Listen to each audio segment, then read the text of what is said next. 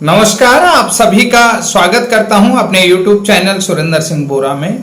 साथियों, जैसा कि मैंने आप लोगों से वादा किया है कि इस समय जो है कि अब मैं महत्वपूर्ण सेशन पर जो ब्रिज कोर्स बीएड माननीय सर्वोच्च न्यायालय में हियरिंग होने के बाद डिसीजन पेंडिंग है, यानी कि डिसीजन रिजर्व रखा हुआ है जिसमें डिसीजन आना बाकी है, उसके महत्वपूर्ण सेशन में आप लोगों के साथ बातचीत करने वाला हूं।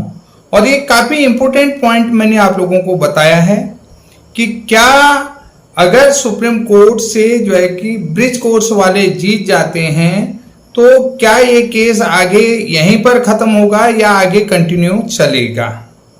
तो ये एक बड़ा सा जो है कि सवाल आप लोगों के मन में भी चल रहा है और मेरे भी मन में चल रहा है। और दूसरी बात है कि किन लोगों को नियुक्ति मिलेगी और किन लोगों को नियुक्ति नहीं मिल सकती।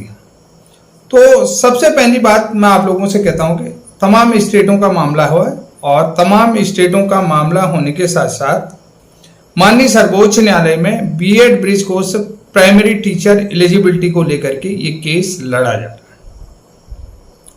पहली चीज है कि ये जो है कि प्राथमिक शिक्षक बनने के लिए न्यूनतम योग्यता है आरटीई एक्ट के सेक्शन 23 क्लॉज फर्स्ट के अनुसार। ये हमको साबित करना है।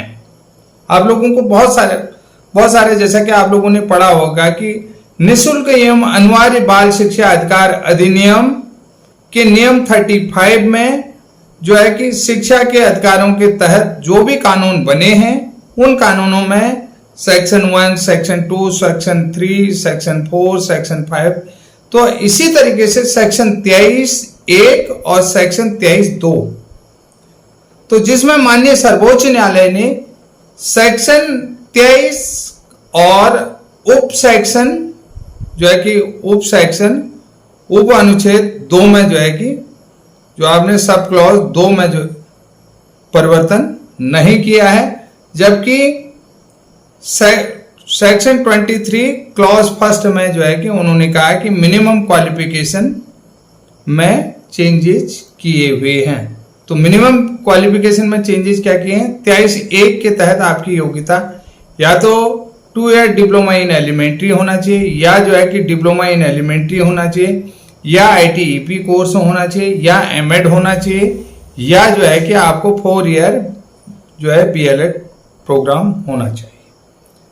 तो ये क्वालिफिकेशन आपके पास है तो आप प्राइमरी टीचर बन सकते हैं। और बीएड जो है कि वो हायर एजुकेशन है, वो प्राइमरी शिक्षक नहीं बन सकते हैं, क्योंकि जो है कि आरटी एक्ट के अंतर्गत सिर्फ वही लोग जो है कि प्राइमरी टीचर बनेंगे कक्षा 1 से 5 तक जिन्होंने 6 से 11 वर्ष को पढ़ाने के लिए तालीम हासिल की है, और 11 से 14 वर्ष के लिए यानी कि 6 से 8 तक के लिए बीएड वाला एलिजिबल रहेगा। तो आप लोगों ने देखा होगा कि 6 से 8 तक के किसी भी राज्य में लगभग भर्तियां टीचरों की नहीं आती कक्षा 6 से 8 तक। पहले सीटी होता था यूपी के जमाने में, तो अब जो है कि वो सीटी वाला जो ट्रेनिंग है वो भी नहीं होता, जेबीटी होता था वो भी नहीं होता है। तो इसलिए जो है नियुक्ति जो है कि फर्स्ट से लेकर के 8 तक की ही जो है कि स्टेट में जो है कि वैसे फर्स्ट से लेकर 5th तक की ही होती है सभी राज्यों में। तो ये आप लोगों को मैंने बता दिया है कि यानी कि आपकी क्वालिफिकेशन 23(1) के तहत अगर साबित हो जाती है तो आप लोग प्राइमरी टीचर बनने के लिए एलिजिबल हैं। ये ब्रिज कोर्स की जो सुप्रीम कोर्ट में सुनवाई चल रही है वो है एलिजिबिलिटी के लिए। ठीक हो गया, एलिजिबिलिटी के लिए, यानी कि तो यहां पर जो है कि आप सोच रहे होंगे कि आपके अधिकार यहां पर सुरक्षित हो जाएंगे और केस हम जीत जाएंगे तो हम लोगों को नियुक्ति मिल जाएगी। तो पहली चीज मैं आप लोगों को बता देता हूं कि अब नियुक्ति किन लोगों को मिलेगी, कैसे मिलेगी। देखिए, ये जो केस है एलिजिबिलिटी को लेकर के है।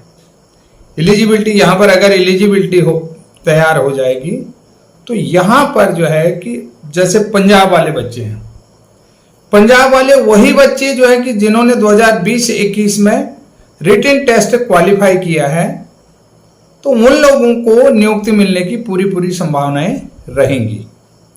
देखिए क्यों रहेंगी, देखिए अगर डिसीजन जो है कि बेनिफिट ऑफ पिटिशनर आ जाता है, यानी कि जो है कि बेनिफिट ऑफ पिटिशनर आ जाता है तो डिसीजन पंजाब के बच्चों को नौकरी मिल जाएगी, क्योंकि उन लोगों ने उस टाइम का वो जो क्वालिफिकेशन क्राइटेरिया था उस क्वालिफिकेशन क्राइटेरिया के आधार पर फॉर्म भरा था और विज्ञापन में ऑलरेडी वे लोग शामिल थे।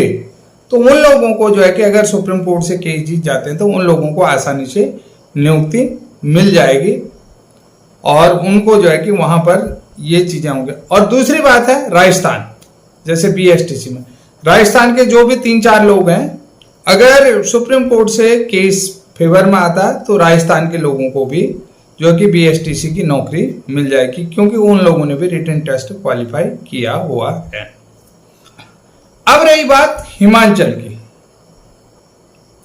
हिमाचल की बात रही तो हिमाचल में जो भी हैं 25-26 लोग, अगर जो है कि केस पक्ष में आता है तो यहां पर भी हिमाचल के लोगों को भी देखिए, वो लोग भी जो है कि मेरिट लिस्ट में उन लोगों ने पहले सीटें रिजर्व रखी थी, तो उन लोगों को भी पूरे चांस हैं कि वो लोग भी नियुक्ति पाने के पूरे अधिकार हैं।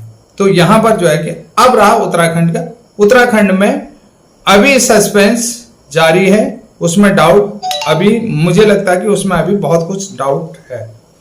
तो अब रही बात, सीधी सी बात है, हम अब दूसरा पक्ष देखते हैं, दूसरा पक्ष रखते हैं कि मेरिट को लेकर के। तो सबसे पहली चीज है कि अब इनकी मेरिट बनेगी कि नहीं बनेगी।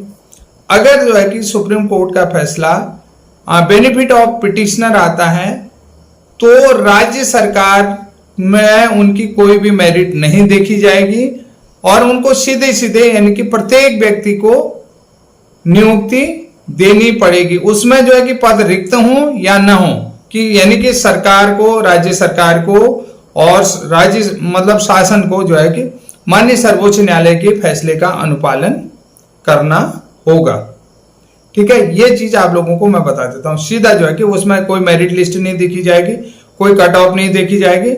अगर बेनिफिट ऑफ पिटिशनर आता है तो सीधा सीधा राज्य सरकार को पद बचे हों या ना बचे हों, कहीं से भी उनको जो है कि नियुक्ति देनी पड़ेगी। यही जो है कि राजस्थान में होगा और यही जो है वहां भी होगा। इसमें देखिए ना कोई पद अलग से क्रिएट करने हैं, ना ही किसी के पद कटेंगे। देखिए नहीं इसमें नुकसान बीएसटीसी को होगा, ना बीटीसी को होगा, ना डीएड को होगा, क्योंकि उनको सरकार उन्हीं लोगों के हित में फैसला देगी और उतने जितने भी पद हों, जैसे राजस्थान में 3-4 पद हैं तो उनको 3-4 लोगों को वो नौकरी मिले।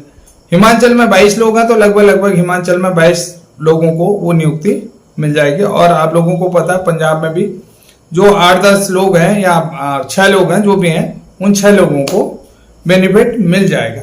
उत्तराखंड में अभी भी सस्पेंस जारी रहेगा और जिन लोगों तक मेरा वीडियो पहुंच रहा है कि जो लोग अधिक से अधिक कमेंट लगेंगे कि आगे क्या होगा क्या नहीं होगा, क्या फैसला जीतने के बाद फैसले का बेनिफिट सब लोगों को मिलेगा, ये सारे सस्पेंस आप लोगों को मैं आगे बताऊंगा कि आगे क्या होने वाला है क्या नहीं होने वाला है। विज्ञापन के शर्तों के अनुसार कौन कौन से लोगों को नियुक्ति मिल सकती है और विज्ञापन के शर्तों के अनुसार कौन कौन से लोग नियुक्ति से बाहर होंगे, किसको जो है कि पिटिशनर बेनिफिट मिलेगा और किसको पिटिशनर बेनिफिट नहीं मिलेगा। ये सारी चीजें हैं, आप लोगों के जितने अधिक कमेंट आएंगे उस कमेंट में आप लोगों को बताऊंगा। आज के लिए इतना ही, तब तक के लिए जय हिंद, जय उत्तराखंड।